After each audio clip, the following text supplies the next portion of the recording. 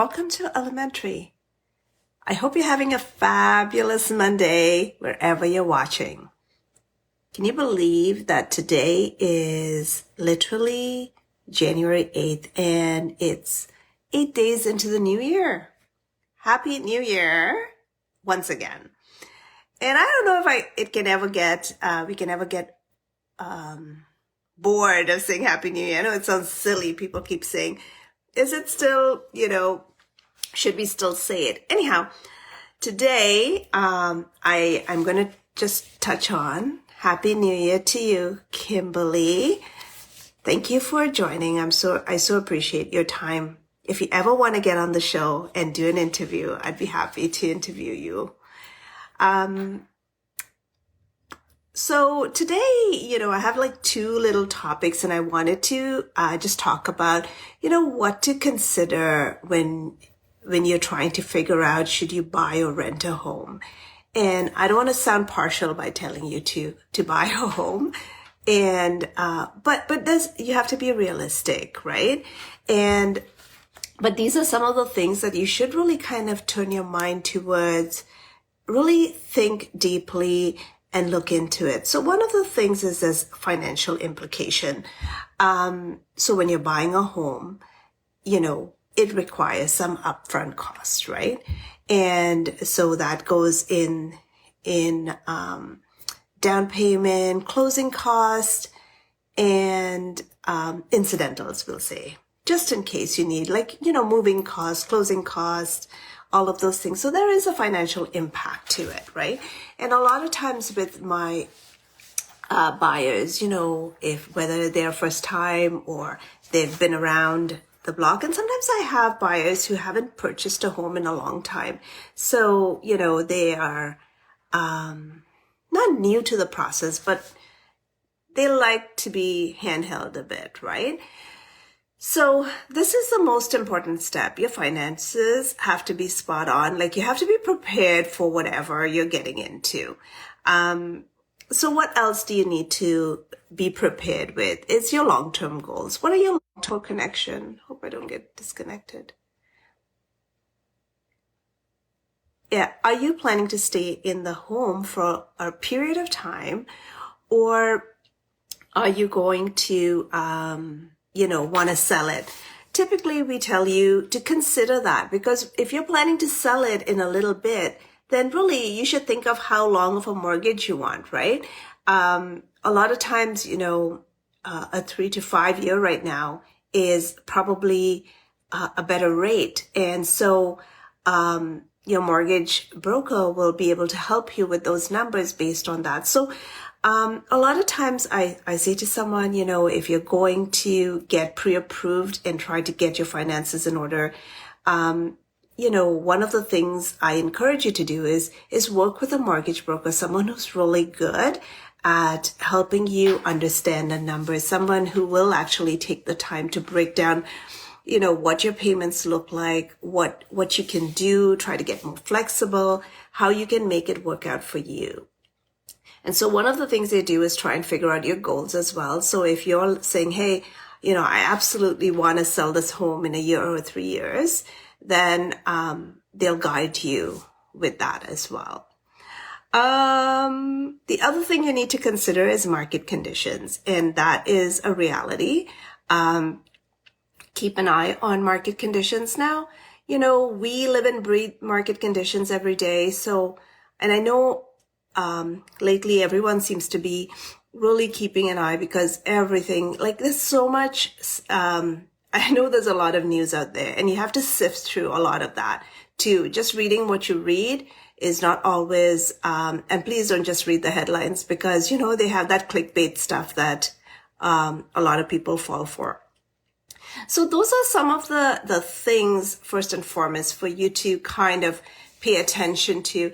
Now, people will say, hey, renting and buying. Now, on the flip side, if you are renting and you can afford to buy, and, it's always a great time to buy. And I say that because people will chuckle and say, no, it's not. And really, it's a great time to buy if your story aligns with what's going on. I know most people like to time the market, and not everyone's going to come up, at the right side of the coin when you time the market. The market is the market. It's going to do good things. It's going to do crazy things. And from one week to the next, we just wait to see what's going to happen, because that's the kind of market we're in. Nobody can avoid it. That's where we are right now. Now, we were in times where situations were very non-roller coasterish, and we could tell you, 6 months at a time, we would look at stats and tell you what a house would sell for and what you expect to pay. These days, it's a little different. But the one thing I will say is that if you are renting, you have to really pay attention to, if you love this property, and I've heard people say it so much, are you going to get rent evicted? Are you going to get, is that rent going to go up considerably? Are you going to end up, is your landlord going to end up selling his condo, his house, and whoever wants to buy it actually wants to live in it? So what happens then? If they want to live in it, you got to find a new place. And, that's hard these days. So those are some of the things to be mindful of. The stability when you own is definitely, you're stable, you know what's happening, you own the property, and so on and so forth. So I would say, pay a little more attention to that. Now, not everyone can get into the housing market, right? The way it is. However, these are the times when you really, really need to work on your budget. You really need to work on your finances. You really need to work on what's going on behind the scenes with your credit, with saving money. Now, I did last week's show, I mentioned the first home savings account, and I encourage people to go get it, because this account allows you to really put money in, $8,000 a year to a maximum of 40, but it allows you to hold that money in that account for 15 years. And so, if for some reason you, don't end up buying this year, the next year, you can still go back, and let's say this year you only had $2,000 and you put the 2,000 in. Next year, let's say, your grandmother wants to give you some money, you can actually put it into that account, and that's how you can save. And you can use this in addition to your RSP, if you're a first-time home buyer. These are accounts for first-time home buyers, not for, repeat buyers. There's some rules apply, so I would suggest you get the details of the account and figure out, if you fall into that category. If you don't have an account, you're a first-time home buyer, I would suggest you go open one of those accounts. So then moving on to topic number 2, and please feel free to drop a comment or a question if you have it. Today is going to be a quick one, but moving on to, the topic number 2 that I had for today was, what are some common mistakes sellers should avoid when selling their property? And so right now, it's actually a good time to take a look at what's on the market. Properties are sitting on the market a bit longer, but properties are also, I think we're so used to properties just selling so quick that it feels like it's a lot longer, right? But there are a couple of things that you have to kind of align your property with what's going on in the market, and you also have to be patient for the right buyer, because not everyone not everyone is capable of affording that dollar amount. But one of the biggest problems that I'm noticing is overpricing. When I say that, I'll give you an example. I actually showed 2 properties. They were not assignments, because these people had actually closed on the property. So they must be investors that bought the property, that are able to close on it, and have decided that they want to now sell this property and make a bit of money by selling it. But is this the right market for the price tag you're offering? But, and I'm going to go on a rant right now, and I'm going to say, maybe my expectations are a little high. Like some of these properties are, this one property in particular was listed at 2.6. And so, I had to say to the agent, like your price is unrealistic for that, for this neighborhood. And, so he kept asking me what I thought the price should be. And I said, well, without offending you, but I said, really, you should do your homework. If you've listed the property for your client, you should do your homework, right? It's a very unrealistic price range, but like even little things. And I kind of pointed out to him, right? Like I said, like, let me kind of go into a little bit of details, right? You go upstairs and the bedrooms have carpet, and it's an easy fix, but the bedrooms have carpet. It's 2.6 and you could not get hardwood floors. You go to the kitchen and you take a look at the kitchen and the choices. So I know a lot of people have this mindset that, hey, I'm buying this property. It's an investment property. I just want to make a little money. I want to quick flip it.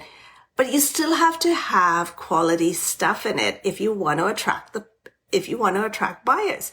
No different than anything else. Like, 30-inch stove cutout,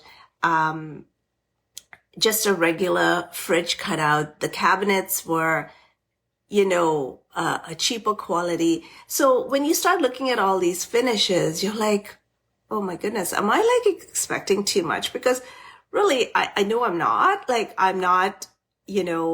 if you're wanting that price range, realistically, if the client has to come in and consider that price and then consider all of the upgrades to go with it, so I had to tell them they were unrealistic. Anyhow, so budget is the first thing. If your property is not moving, especially in this market when people have a choice, again. Anyways, if it was a hot market and people were paying top dollar for garbage and, like really bad looking properties in really terrible state, it's a different issue, but that's not the market we're in, right? So you have to be realistic about it. The other thing that people need to do and be aware of is like for buyers. If you're a buyer, doesn't matter your price tag, have you been pre-approved and are you skipping the pre-approval piece? And that is really, really important because if you're a buyer, you're skipping getting pre-approved. It's quite dangerous, first of all, if you're, because now you're going to waste time. And really at the end of the day, you want to make sure you can afford this property, right? You want to make sure you're actually, your numbers are run through the ringer quite well. You know what your contingencies are. You know if there's something that, goes wrong from now until closing, all of those things that need to happen, but not being, skipping. So for example, I'll give you some examples. So obviously someone sold someone something, and I have my view on brand new properties. I love brand new properties. I love to be able to go in and pick out my own finishings and have it all. But I also know there's a reality check with that piece. The reality check is when you go in and you get a brand new property, you probably can't afford the top of the line finishings with the builder anyways. However, let's just say, you go into this place, people have told you, hey, you don't need to be approved by the bank. You don't need to have approvals. You just need to, put your down payment. So I've seen a few people, they've actually put in like 200, 300, 350 down payment. And they're hoping, at least they were hoping that they could qualify. So now the market has changed quite drastically. Interest rates are, no longer 2%. It's like 6%, 7% if you want. It's crazy. But so then what happens is people can't afford to qualify, and you're putting yourself and your family through so much stress. But you also you haven't done, like, I understand if the tide changes halfway through and you get a bad hand. But if you actually on purpose skip that step, I think you're being like, I don't know, you're like gambling or something. Yeah, gambling, that's the word. Gambling with your money, because that's exactly what you're doing. You're hoping that you just roll the dice and you show up on the right side. And, so for those people, sometimes they're going to get, when you gamble, the house always wins, right? So that's kind of what I've been noticing. And the other thing with some sellers that I'm noticing too is that they're listing their home. Look, you get what you pay for, right? You get what you pay for. Some of the sellers, if you're a seller, you're listing your home, there are a couple of things that you have to be on top of. One, pricing. We talked about that already. Number two, as a seller, you have to have, your house has to be staged, okay? Your house has to be staged. And when I say staged, I don't want you to get like freaked out thinking, oh my God, I have to incur all these costs. There's different levels of staging. There's a level of staging where you're just doing like, you're trying to incorporate your furniture with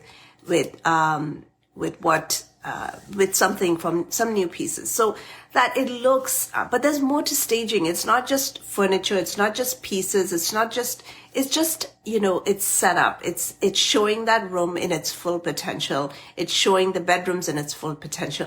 It's actually decluttering. It's actually taking out, religious items. It's actually taking out memorabilia.